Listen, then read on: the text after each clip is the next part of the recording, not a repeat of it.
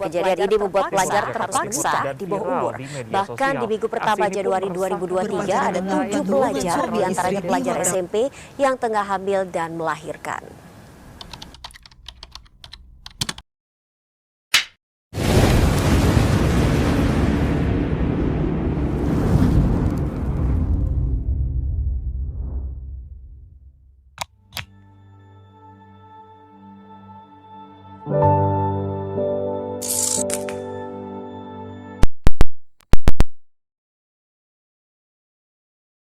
Bahaya dah, apaan tuh?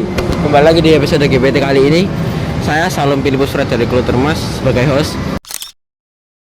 Di episode kali ini kita kedatangan bintang tamu dari SMPN Negeri 3 Sidoarjo.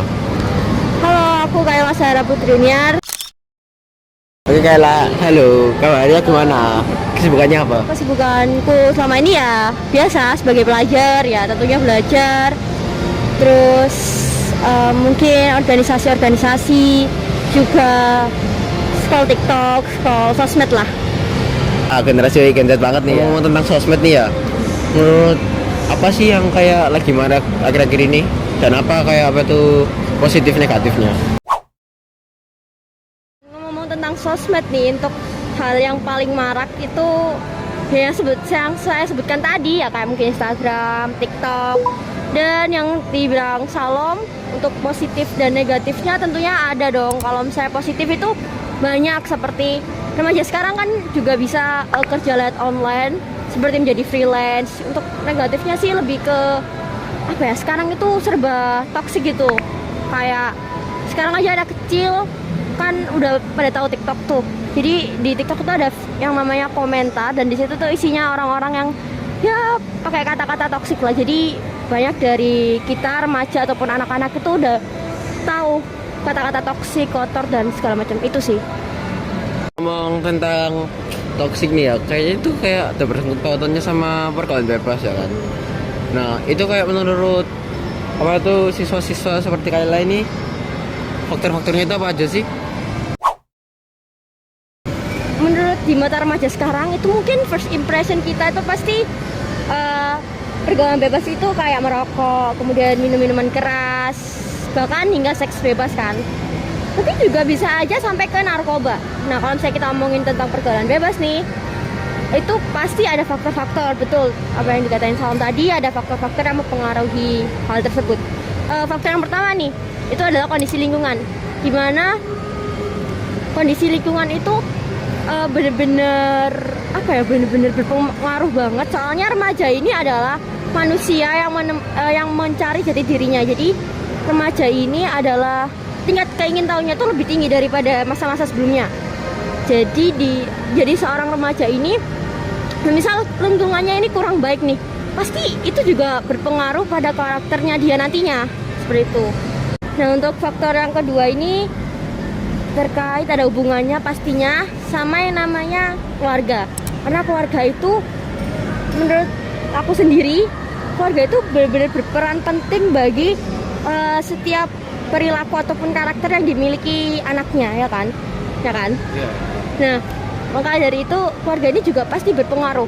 Kalau misalnya tingkat kependidikan keluarga ini tuh sangat rendah, kita ambil aja tingkat pendidikan agama nih, itu pasti berpengaruh sama anaknya. Karena gini loh, mohon maaf aja, kalau misalnya dalam agama aku sendiri, itu agama Islam ya, itu nggak boleh yang namanya minuman keras, kemudian berpacaran aja nggak boleh, apalagi sampai seks bebas. Tapi kebanyakan dari sekarang, orang tua zaman sekarang itu memperbolehkan anaknya untuk berpacaran tanpa mengawasi. Jadi kayak anaknya melakukan hal yang di luar pengawasan itu juga nggak ada yang tahu, karena emang orang tua cuma ngebolehin pacaran dan nggak diawasi. Untuk faktor ketiga menurutku itu biasanya pasti pergaulan bebas itu dipengaruhi oleh anak yang memiliki keluarga broken home, karena kurangnya kasih sayang ataupun perhatian, sehingga mereka tuh berlari ke yaitu pergaulan bebas ataupun narkoba. Dan ada faktor terakhir yang benar-benar lagi marak-maraknya, yaitu adalah penyalahgunaan internet. Karena sekarang siapa sih yang nggak tahu sosmed gitu kan, anak kecil aja udah tahu sosmed. Nah di situ tuh juga ada yang namanya website, bahkan mereka itu apa ya, bisa menjadi pengedar narkobanya sendiri ya gara-gara mereka tuh lewat website tersebut. Bahkan ada kemarin itu kalau nggak salah itu ada anak di bawah umur sekitar 15 tahun itu dia menjadi pengedar narkoba di usia yang paling dini. Tadi kita ngomong nggak bahaya, terus kan jadi bahaya banget ya. Soal semacam itu tuh emang bener-bener bahaya banget. Yang tadinya nggak bahaya jadi bahaya banget lah ya, karena itu ya. Nah biasanya kalau anak-anak yang kayak gitu tuh motifnya itu apa sih? Motif mereka melakukan hal seperti itu tuh biasanya ini karena mereka adanya tekanan sosial, ataupun mereka itu biasanya ada masalah.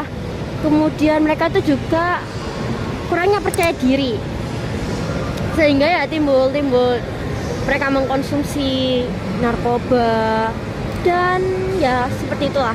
Biasanya tuh mereka juga bisa aja kayak gitu tuh karena biar apa ya, merasa dirinya itu gak depresi. Jadi biar mereka itu tenang dan memiliki rasa senang, sehingga mereka tuh mau mengkonsumsi narkoba kayak gitu sih kalau menurutku ya.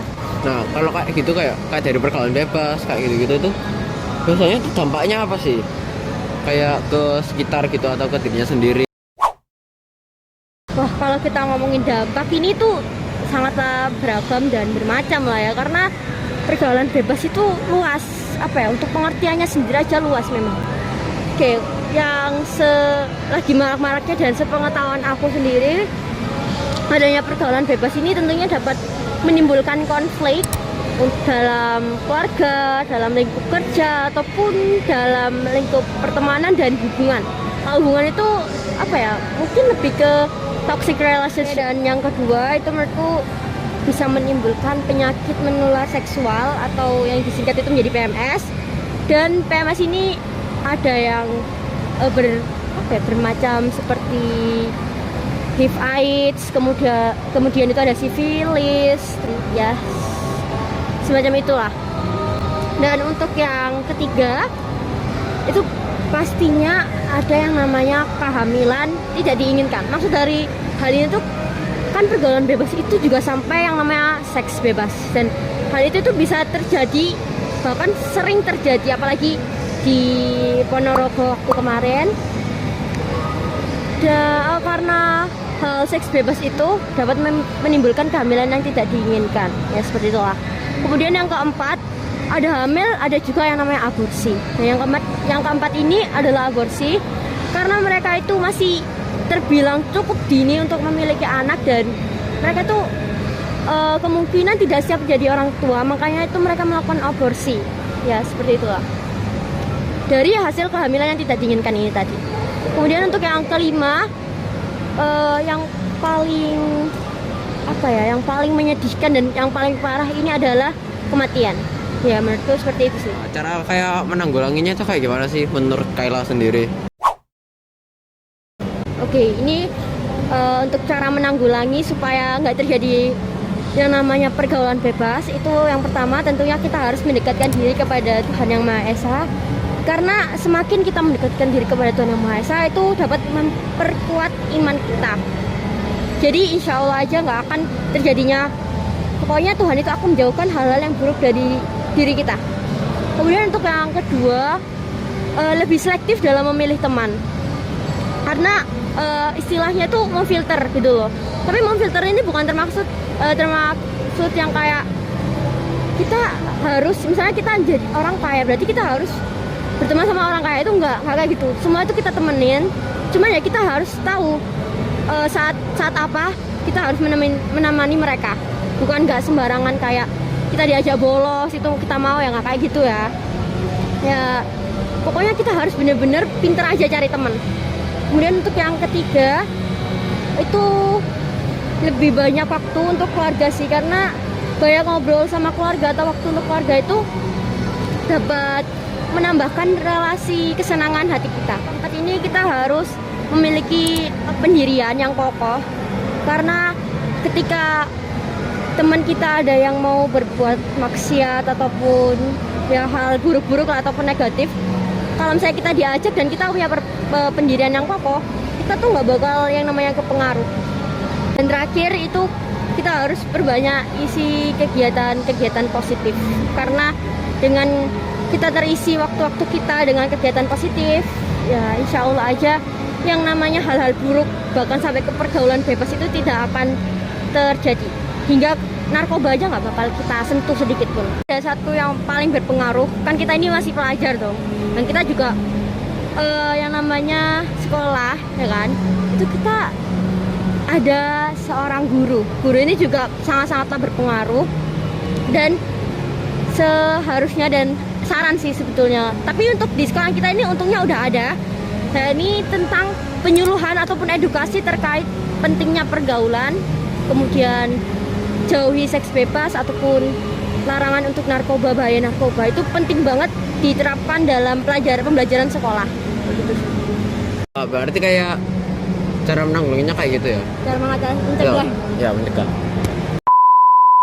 Sekian dari episode GBT kali ini. Saya Salum Puspa. Dan saya Kayla Sarah Putri Junior sebagai bintang tamu pada episode kali ini. Saya sangatlah senang. Semoga apa yang saya diskusikan dengan Salam tadi, berbincang-bincang dengan Salam tadi dapat bermanfaat untuk penonton GBT yang ada, ya yang nonton lah, yang ada di rumah juga lah. Ya. Ya, yang nonton lah ya. Ya, sekian. Bye-bye.